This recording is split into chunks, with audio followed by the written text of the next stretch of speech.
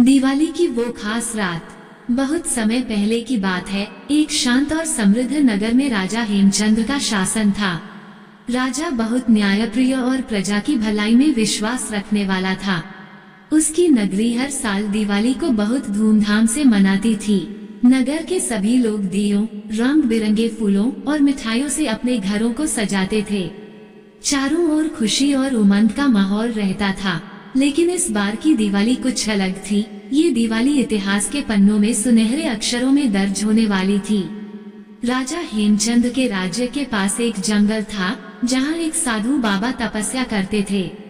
लोग कहते थे कि बाबा के आशीर्वाद से राजा का राज्य खुशहाल था और हर कोई उनकी इज्जत करता था।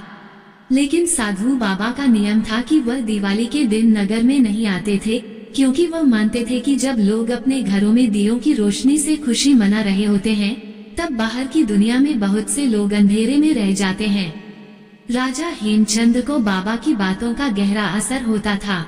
हर साल वह सोचता था कि साधु बाबा की दिवाली की यह बात क्या मायने रखती है।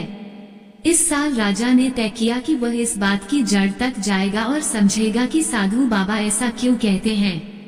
साधु बाबा का आशीर्वाद। दिवाली से कुछ दिन पहले राजा ने साधु बाबा से मिलने का निर्णय लिया। वह अपने कुछ विश्वस्त सैनिकों के साथ जंगल की ओर निकला और बाबा के पास जाकर बैठ गया। राजा ने बहुत विनम्रता से बाबा से पूछा, महाराज, आप हर साल ये क्यों कहते हैं कि दिवाली के दिन लोग अपनी खुशी में भूल जाते हैं कि कहीं और अंधेरा है? क्या दिवाली का त्योहार केवल रोशनी का नहीं है? साधु बाबा ने मुस्कुराते हुए राजा को देखा और बोले, हेमचंद, तुम एक अच्छे और दयालु राजा हो, लेकिन रोशनी का असली मतलब सिर्फ दिए जलाना नहीं है। दिवाली का त्योहार केवल घरों में रोशनी करने के लिए नहीं है, बल्कि दिलों में रोशनी करने के लिए है। बहुत से लोग हैं जो इस त्योहार पर भी खुशियां नहीं मना पाते, क्योंकि उनके पास दियों का तेल खरीदने तक के पैसे नहीं हैं। जब तक उनके जीवन में अंधकार है, तब तक दिवाली का असली अर्थ अधूरा है। राजा को साधु बाबा की बातों का गहरा असर हुआ।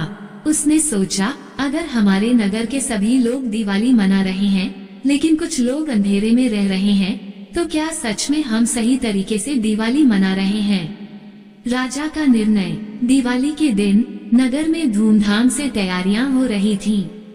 बाजारों में रौनक थी, घरों में रंगोली बनाई जा रही थी, लोग मिठाइयों का लेन देन कर रहे थे। चारों तरफ दियों की जगमगाहट थी। लेकिन राजा हेमचंद्र कुछ अलग सोच रहा था।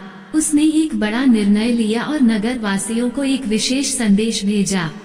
संदेश में लिखा था, इस दिवाली हम सभी अपने घरों को तो रोशनी से सजाते ही हैं, लेकिन इस बार हम उन लोगों के घरों में भी रोशनी लेकर जाएंगे जिनके घर अंधेरे में हैं। इसलिए इस बार नगर का हर व्यक्ति एक दिया और कुछ मिठाइयाँ लेकर उन गरीब परिवारों के घर जाए जो इस खुशी में भागीदार नहीं हो सकते।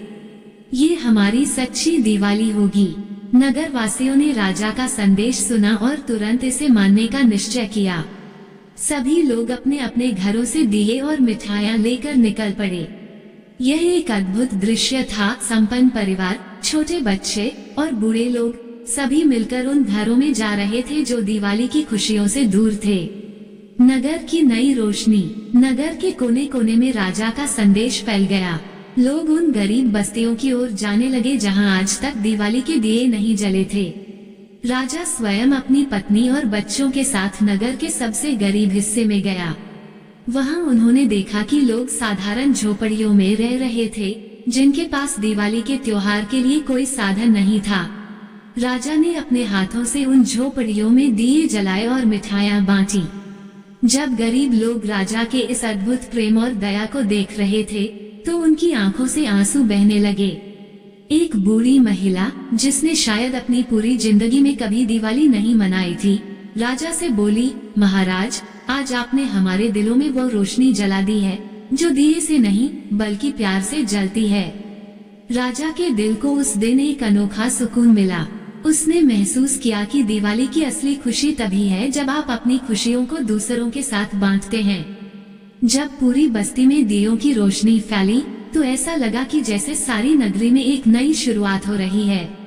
साधु बाबा की भविष्यवाणी। साधु बाबा, जो हमेशा दिवाली के दिन नगर से दूर रहते थे, उस रात राजा के पास आए।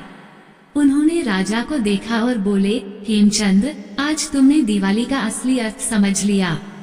जब तक हर दिल में रोशनी नहीं जलती, तब तक दिवाली अधूरी है। तुम्हारे इस निर्णय ने तुम्हें सच्चे अर्थों में महान राजा बना दिया है। अब यह नगर सदा रोशनी में रहेगा। राजा ने साधु बाबा के चरण स्पर्श किए और कहा, महाराज, यह आपकी शिक्षा थी जिसने हमें यह मार्ग दिखाया। अब हर साल हम इस परंपरा को निभाएंगे। दिवाली की परंपरा। उस साल के बाद से नगर में एक नई परंपरा की शुरुआत हुई। हर दिवाली पर नगर के लोग पहले अपने घरों में दिए जलाते और फिर उन लोगों के घरों में जाकर रोशनी करते जिनके पास त्योहार मनाने के साधन नहीं थे। इस परंपरा ने पूरे राज्य में एक नई जागरूकता फैलाई और दिवाली का त्योहार केवल दियों का नहीं, बल्कि दिलों का भी त्योहार बन गया। राजा हेमचंद की यह परंपरा धीरे धीरे आसपास के राज्यों में भी फैल गई। लोग अब दिवाली को केवल एक पारिवारिक उत्सव नहीं, बल्कि पूरे समाज का उत्सव मानने लगे। इस प्रकार दिवाली की वो खास रात इतिहास में एक प्रेरणादायक कहानी बन गई, जिसे लोग सदियों तक याद करते रहे। सीख। दिवाली केवल घरों में दिए जलाने का त्योहार नहीं है, बल्कि दिलों में प्यार और उम्मीद की रोशनी फैलाने का त्योहार है। सच्ची खुशी तब होती है जब हम अपनी खुशियों को दूसरों के साथ बांटते हैं, खासकर उन लोगों के साथ जो अंधेरे में हैं। आपको ये कहानी कैसी लगी, हमें कमेंट कर जरूर बताएं। इसी तरह की अच्छी कहानियाँ आप यहाँ पर पढ़ सकते हैं। यहाँ उपस्थित शिक्षाप्रद कहानियाँ आपका मनोरंजन करने के साथ दिशा भी देंगी।